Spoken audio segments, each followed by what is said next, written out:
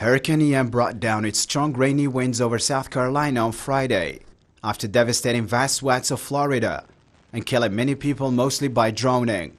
Ian moved to South Carolina, where it made landfall near Georgetown as a Category 1 hurricane, with winds as high as 140 kilometers per hour. However, it later weakened to a post-tropical storm with winds up to 110 kilometers per hour, causing sudden flooding in this state of North Carolina. We're already seeing the impacts of the storm in South Carolina as I speak, and in Georgia as well. Now is the time for the residents impacted to execute their hurricane plans. State and federal search and rescue operations remain underway in Florida. FEMA's urban search and rescue teams are part of a unified effort to conduct operations by air, land, and sea in coordination with our federal partners, as well as state and local officials. President Joe Biden said Hurricane Ian is likely to rank among the worst storms in the nation's history and called for residents to heed all warnings by local officials, who had urged the population not to drive on roads invaded by water. My message to the people of South Carolina is simple.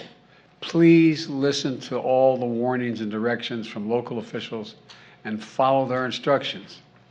And as you all know, the situation in Florida is far more devastating. We're just beginning to see the scale of that destruction.